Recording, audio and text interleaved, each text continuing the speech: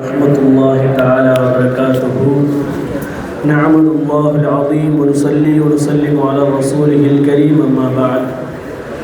அன்பிற்கினியவர்களே, உலகத்திலே எத்தனையோ நாடுகள் இருந்த போதிலும் அல்லாஹ் ரப்பு சுப்ஹானஹு தஆலா எம்பெருமானார் முஹம்மது ரசூலுல்லாஹ் ஸல்லல்லாஹு அலைஹி வஸல்லம் அவர்களை குறித்த அரபிய தேசத்தில் அனுப்புவதற்கான காரணம் என்ன?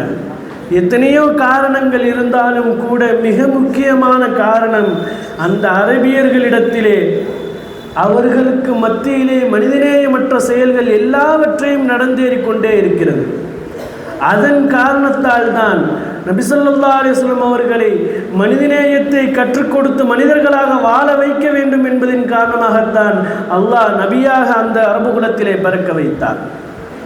நபி ஸல்லல்லாஹு அலைஹி வஸல்லம் அவர்கள் நுபுவத்து கொடுப்பதற்கு முன்பாக, இஸ்லாமிய அழைப்பை கொடுப்பதற்கு முன்பாக மனிதநேயத்தை அந்த மக்களுக்கு கற்றுக் கொடுத்தார்கள்.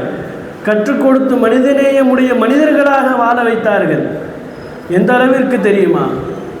நாயகம் வருவதற்கு முன்பாக பெற்றெடுக்கக்கூடிய பெண் குழந்தைகளை அப்படியே கபரிலே போட்டு புதைத்தவர்கள், பெண்களை வெறும் விபச்சார பொருளாக பார்த்தவர்கள், அடிமைகளை மனித இனத்திற்கும் அப்பாற்பட்டு யோசித்த அந்த மக்களை ஃபாத்திமா ரலியல்லாஹு தஆலா அன்ஹா சின்ன கை குழந்தையா இருக்கும் பொழுது அபூஜஹில் ஓங்கி அரைஞ்சிருவான். ஃபாத்திமா ரலியல்லாஹு அன்ஹா முஹம்மது ரசூலுல்லாவின் மீது உள்ள கோபத்தின் காரணமாக ஃபாத்திமா அம்மாவை அடிச்சிருவான். நேராக அழுதுகிட்டே வருவாங்க நாயகத்துக்கு.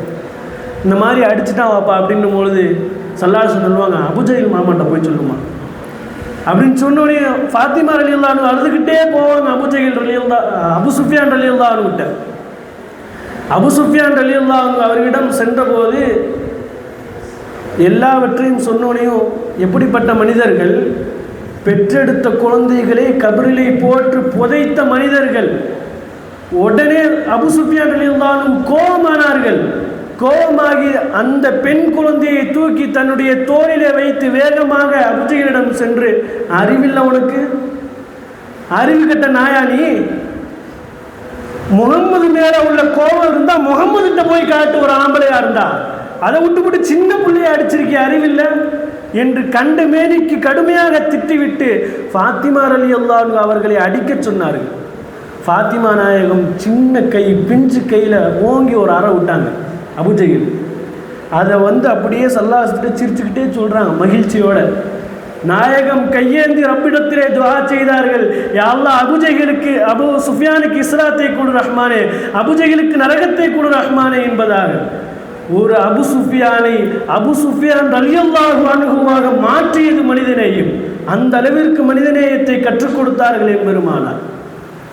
அரபிய மக்களுக்கு மட்டும்தான் நபி ஸல்லல்லாஹு அலைஹி வஸல்லம் அவர்கள் மனிதநேயத்தை கற்றுக் கொடுத்தார்களா என்று பார்த்தால் கிடையாது. ரஹ்மத்துல் லில் ஆலமீன் ஆச்சல்லவா, நாயகத்திலே காலத்திலே வாழ்ந்த எல்லா மக்களுக்கும், யூதர்களாக இருந்தாலும் சரி, நசாராக்களாக இருந்தாலும் சரி, எல்லா மக்களுக்கும் நபி ஸல்லல்லாஹு அலைஹி வஸல்லம் அவர்கள் மனிதநேயத்தை கற்றுக் கொடுத்தார்கள், வழிநடத்தியும் காட்டினார்கள். ஒரு முறை சபையிலே உட்கார்ந்து கொண்டிருக்கும் பொழுது ஒரு யூதரின் சடலம் ஸல்லல்லாஹு அலைஹி வஸல்லம் சபையை கிராஸ் பண்ணுகிறது. அப்போது ஸல்லல்லாஹு அலைஹி வஸல்லம் அவர்கள் எழுந்திருச்சு நின்று அந்த யூத சடலத்தை பார்த்து மரியாதை செலுத்தினார்கள்.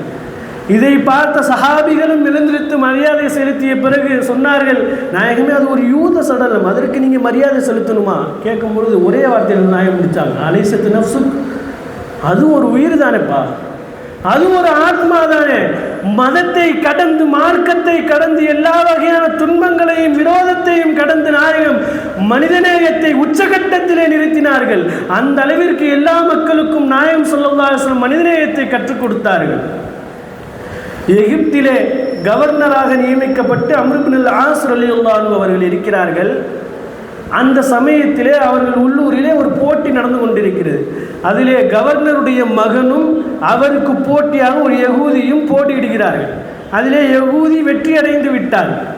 வெற்றி அடைந்தவுடன் கவர்னருடைய மகன் அல்லவா அம்ர் இப்னுல் ஆஸ் ரலியல்லாஹு அன்ஹு அவர்களுடைய மகன் தோற்றவுடன் அந்த பதவியினுடைய மோகத்திலே அந்த யகூதியை அடித்து விட்டார்கள்.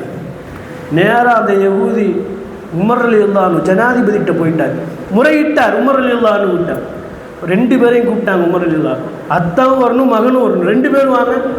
வந்து நிற்க விட்டும் அம்ர் பின் ஆஸ் ரலியல்லாஹுடைய எல்லா சிறப்புகளும் தெரியும் உமர் ரலியல்லாஹுக்கு. கேட்டார்கள், மதா அபத்தலஹு வ உம்மஹாத்து மஹராரா, அவருடைய தாய்மார்கள் அவர்களுடைய சுகந்திரர்களாக பெற்றெடுத்த போதிலும் கூட அவர்களை நீங்கள் எப்படி அடிமையாக்கினீர்கள், எப்பொழுது அடிமையாக்கினீர்கள் என்று கேட்டுவிட்டு தண்டனை வழங்கினார்கள்.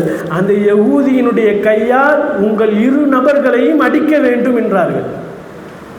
பிள்ளைதானே அடித்தாரு, தந்தை எதற்கு அடிக்க வைத்தார்கள்? நீதி தவறிய தந்தையும் அடி வாங்க வேண்டும் என்றார்கள் உமர் ரலியல்லாஹு தஆலா. ஆனால் அந்த யூத நபருக்கு மனிதநேயத்தை கற்றுக் கொடுத்தது எம்பெருமானார் முஹம்மது ரசூலுல்லாஹ். வெறும் மகனை மாத்திரம் அடித்துவிட்டு எங்களுக்கு அடிக்க வாய்ப்பு கிடைச்சாலும் நான் அடிக்க மாட்டேன் என்று சொல்லிவிட்டு போனார் அந்த யூதர்.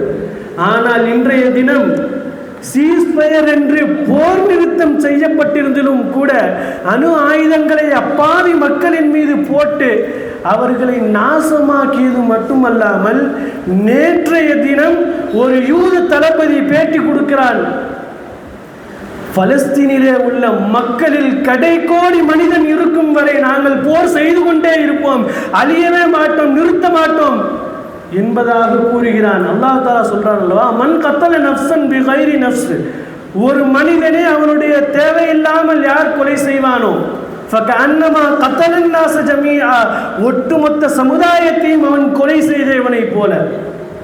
ஆனால் ரப்பே யா அல்லாஹ், அவர்கள் ஒட்டுமொத்த சமுதாயத்தையும் கொலை செய்து கொண்டிருக்கிறார்கள். அவர்கள் எப்படி கொலை செய்கிறார்களோ அதே போன்று அவர்களையும் யா அல்லாஹ் நீ கொலை செய்வாயாக. அவர்களை மண்ணோடு மண்ணாக மாற்றிவிடு ரஹ்மானே. ஏன் பிற நாடுகளுக்கெல்லாம் பார்க்க வேண்டும்? நம்முடைய நாட்டிலே நடந்து கொண்டிருக்கிறது அல்லவா எண்ணற்ற மனிதாபிமானமற்ற செயல்கள்.